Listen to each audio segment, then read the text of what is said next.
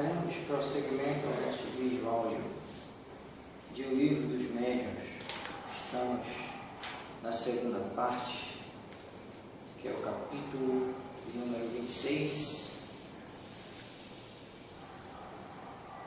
Perguntas que se podem dirigir aos espíritos. Questão de número 290. Perguntas sobre as existências passadas e futuras. Esta é de número 15.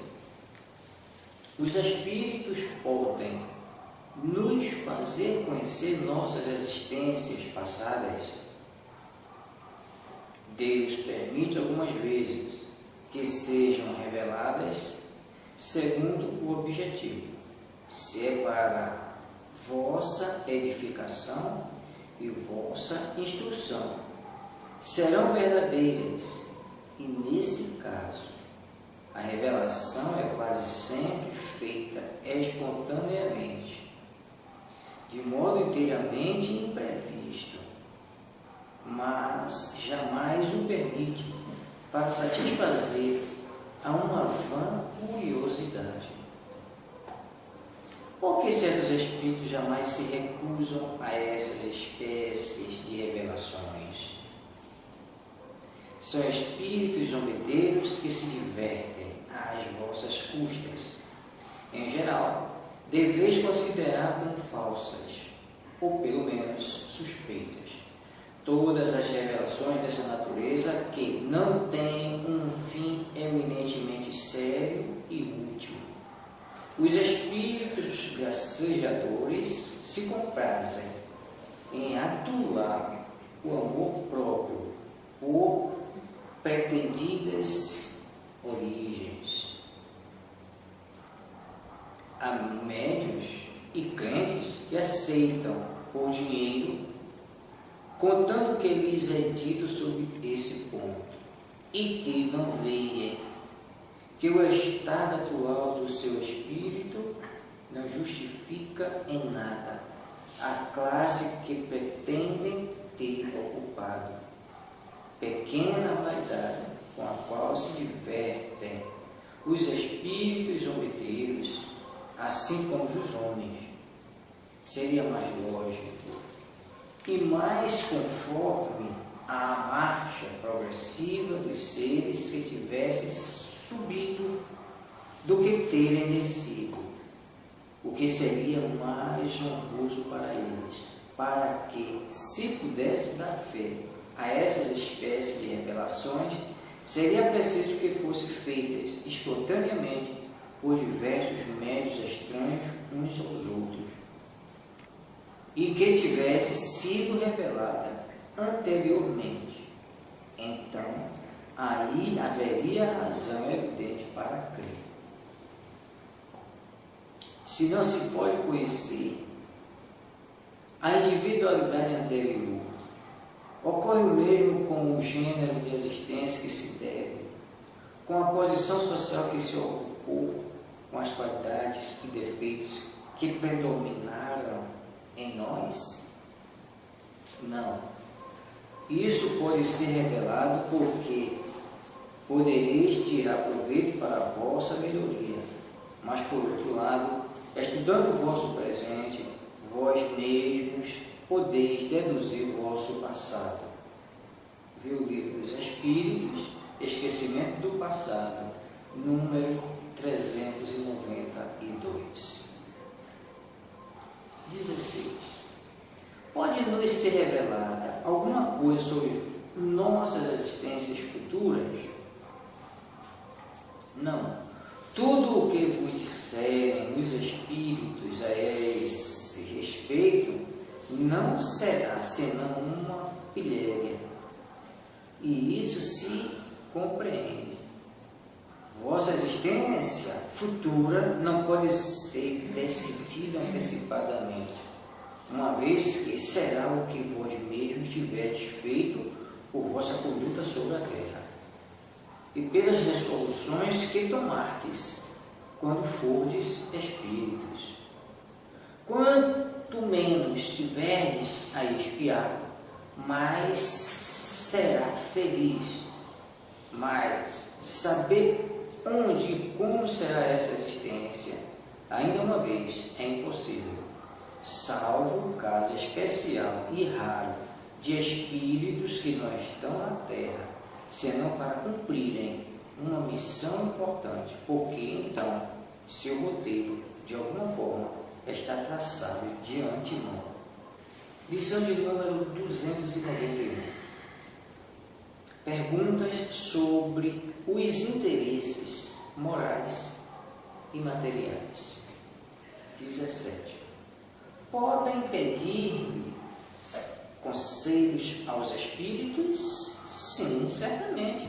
Os bons espíritos jamais recusam ajudar àqueles que os invocam com confiança, principalmente naquilo que toca à alma, mas repelem os hipócritas, os que têm o ar de pedirem a luz, mas que se comprazem nas trevas. 18. Os espíritos podem dar conselhos sobre as coisas de interesse privado? Algumas vezes, segundo o motivo. Isso depende também daquele a quem se dirige. Os conselhos concernentes à vida privada são dados com mais exatidão pelos espíritos familiares, porque se ligam mais a uma pessoa e se interessam ao que lhe concede. É o amigo, o confidente dos vossos mais secretos pensamentos. Mas com frequência os fatigais com perguntas impertinentes e vos deixam. Seria tão absurdo perguntar coisas íntimas a espíritos que vos são estranhos, como vos dirigir para isso ao primeiro indivíduo que encontrasseis em vosso caminho. Não deveis jamais esquecer que a puerilidade das perguntas é incompatível com a superioridade dos espíritos. É preciso também ter em conta as qualidades do espírito familiar, que pode ser bom ou mau, segundo suas simpatias pela pessoa a qual se liga. O espírito familiar de um mau homem é um mau espírito, cujos conselhos podem ser perniciosos, mas que se afasta e concede o lugar a um espírito melhor, se o próprio homem se melhora. Aos semelhantes, os semelhantes.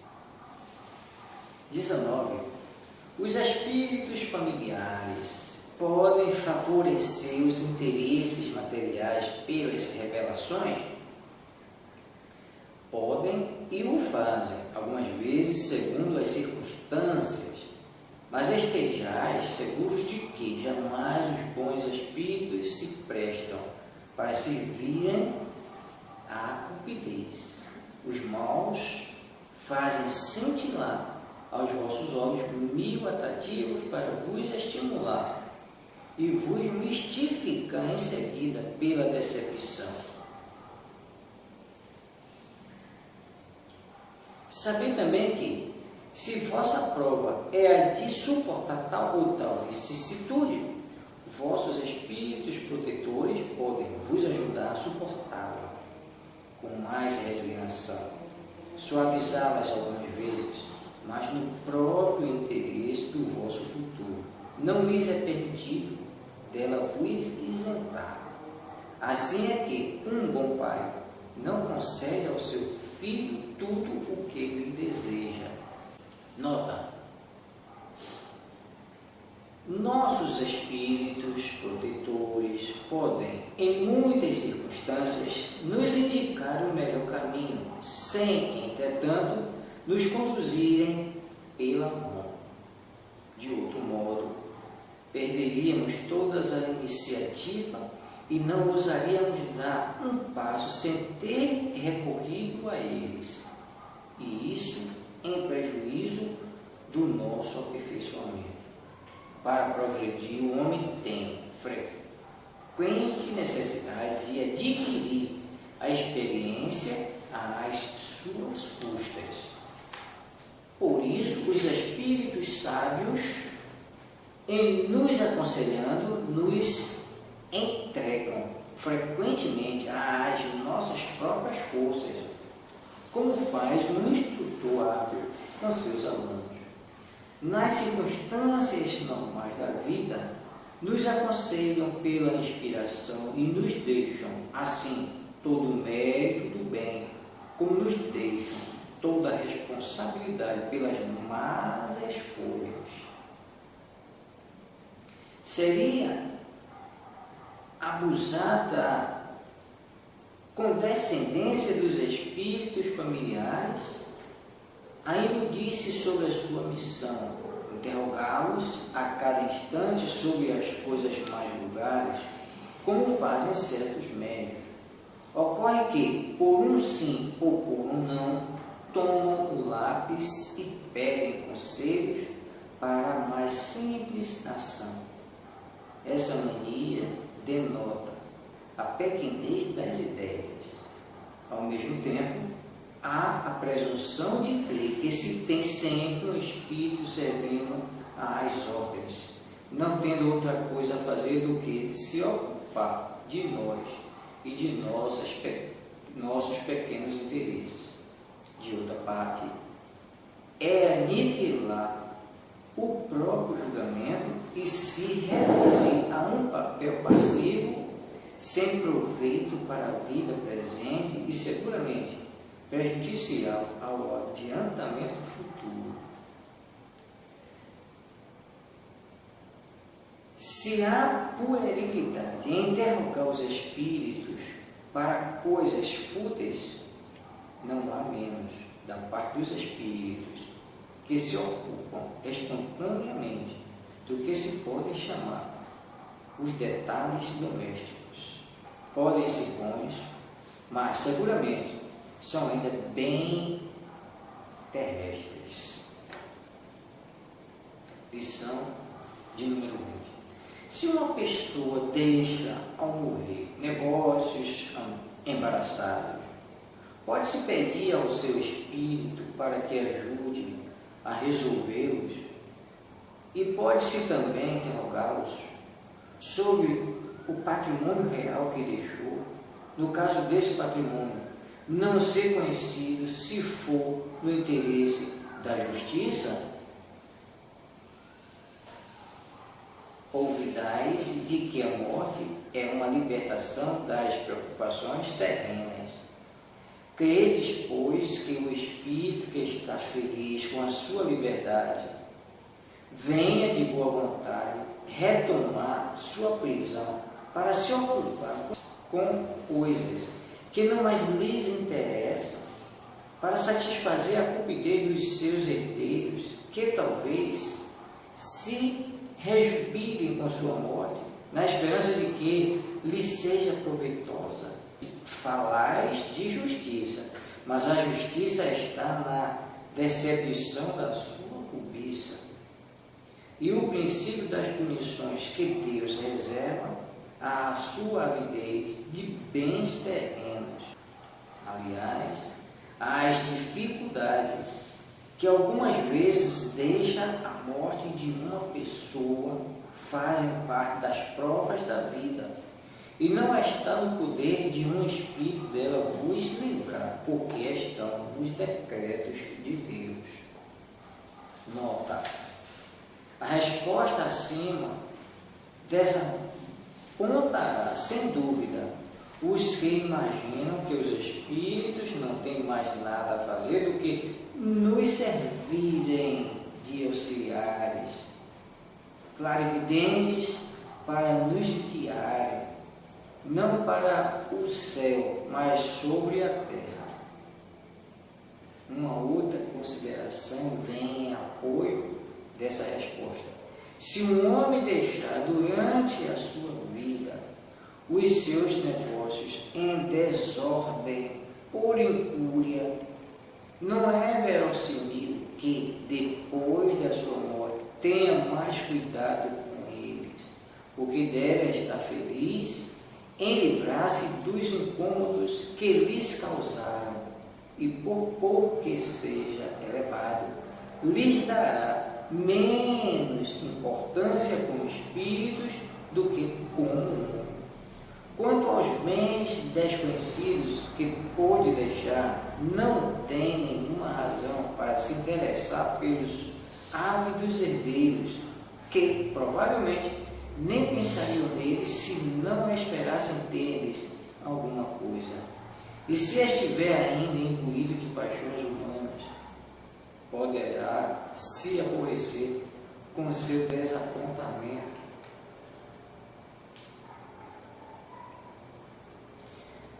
Se no interesse da justiça e das pessoas que estimam, um espírito julga útil fazer revelações desse gênero, falarás espontaneamente, e não se tem, por isso, necessidade de ser médium, nem de recorrer a um médium.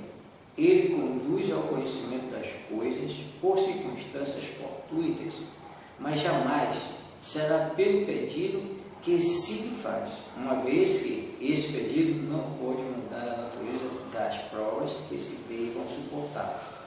Seria antes um propósito para agravá-los, porque quase sempre é um indício de cupidez e prova ao espírito que se ocupam dele por interesse.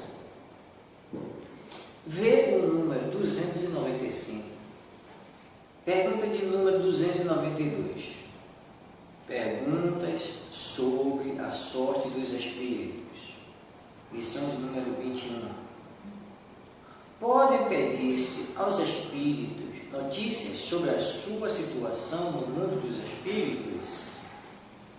Sim, e as dão de boa vontade, quando o pedido é ditado pela simpatia ou o desejo de ser útil, e não pela curiosidade.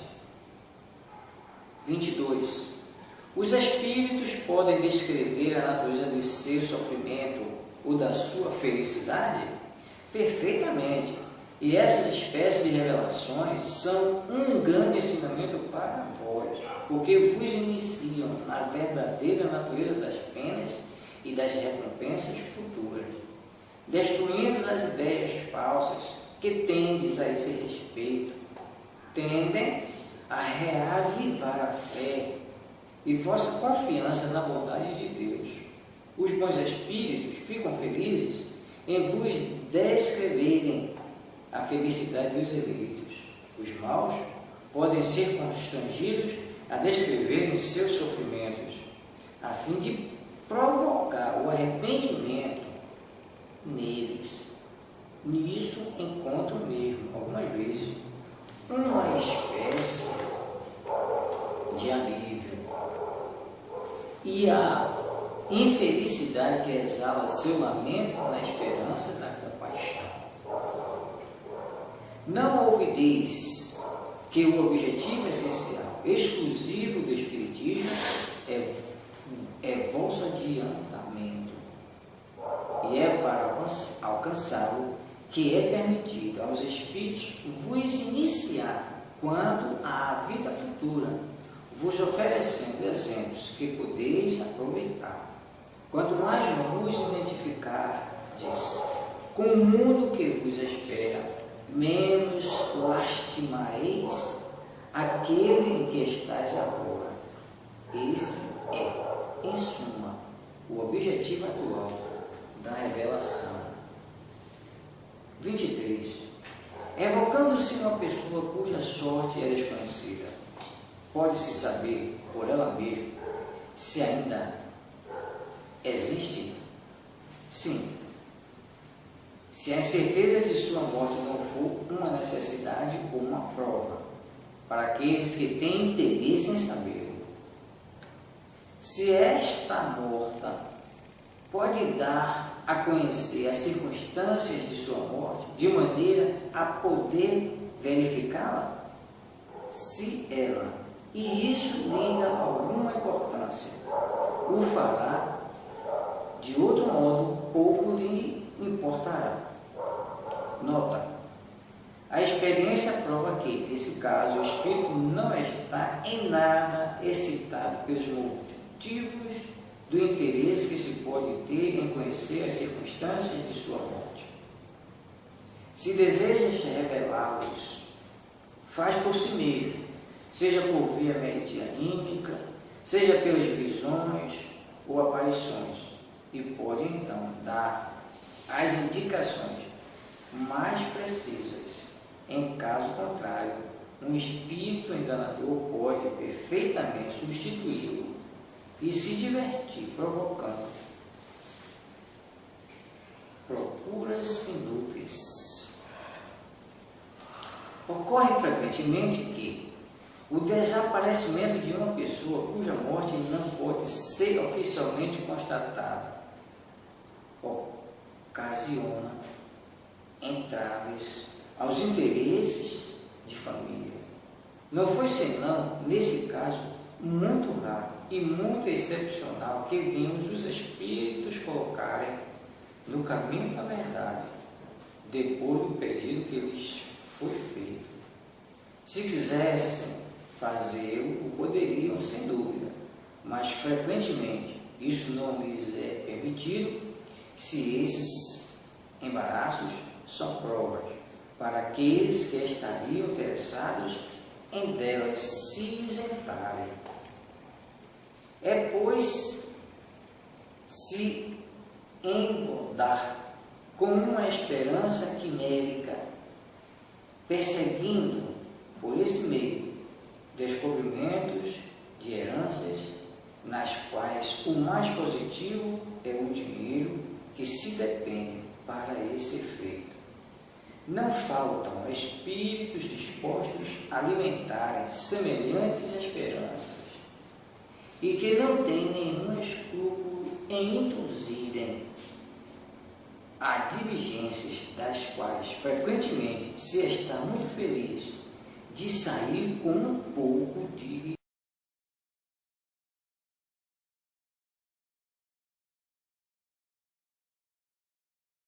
correção. 15ª Podem os espíritos dar-nos a conhecer as nossas existências passadas? Deus algumas vezes permite que elas vos sejam reveladas, conforme o objetivo. Se for para vossa edificação e instrução, as revelações serão verdadeiras e, nesse caso, feitas quase sempre espontaneamente de modo inteiramente imprevisto.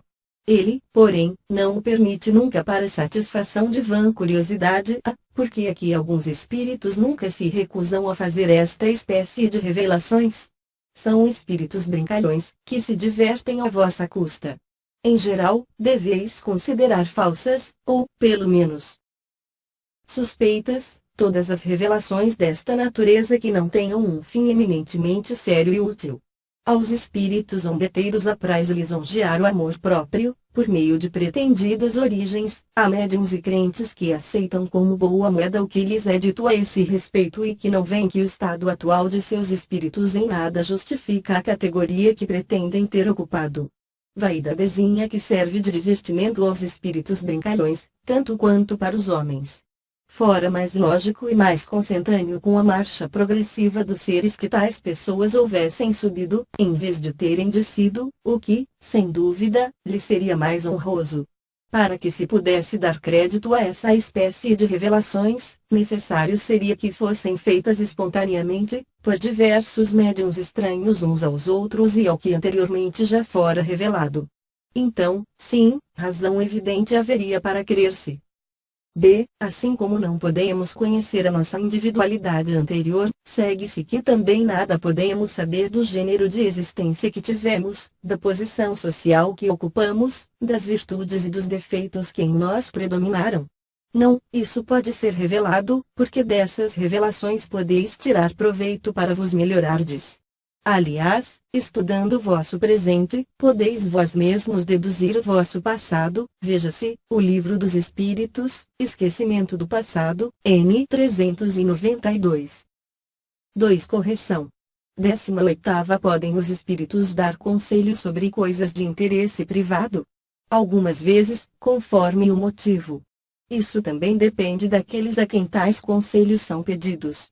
Os que se relacionam com a vida privada são dados com mais exatidão pelos espíritos familiares, que são os que se acham mais ligados à pessoa que os pede e se interessam pelo que lhes diz respeito, é o amigo, o confidente dos vossos mais secretos pensamentos. Mas, é tão frequente os cansardes com perguntas banais, que eles vos deixam.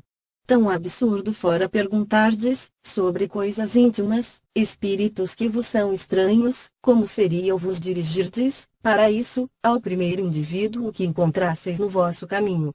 Jamais deveríeis esquecer que a puerilidade das perguntas é incompatível com a superioridade dos espíritos.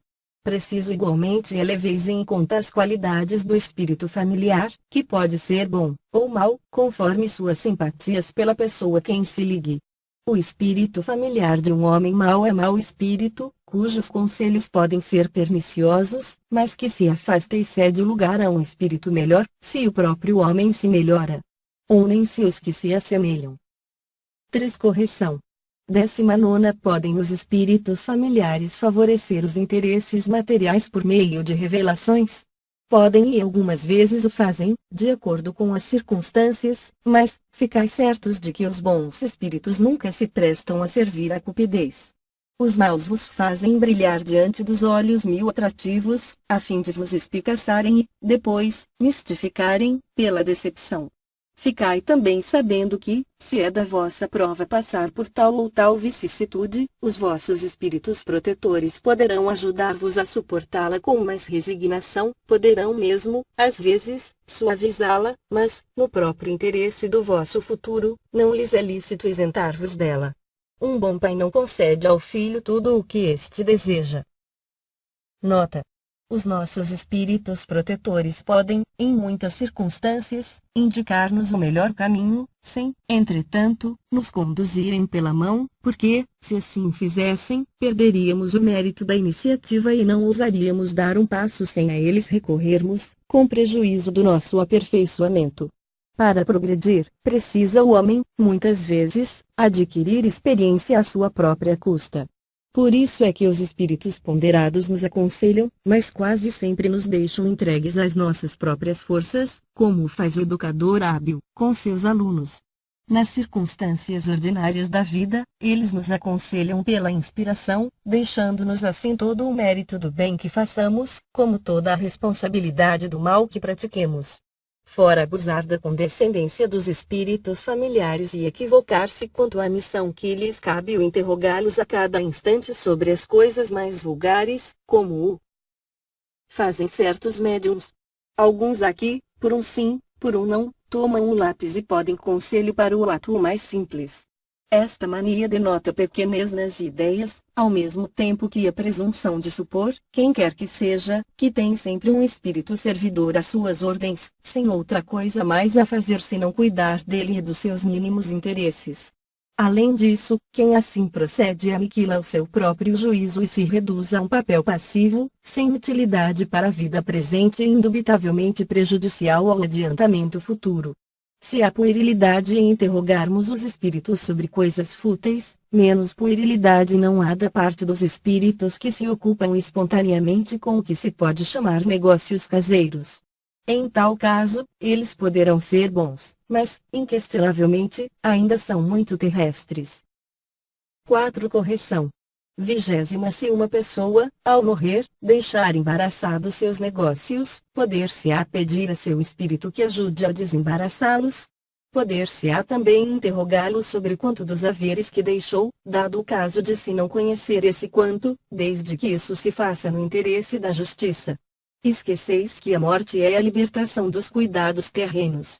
Julgais então que o espírito, ditoso com a liberdade de que goza, venha de boa vontade retomar a cadeia de que se livrou e ocupar-se com coisas que já não o interessam, apenas para satisfazer a cupidez de seus herdeiros, que talvez hajam rejubilado com a sua morte, na esperança de que lhes fosse ela proveitosa.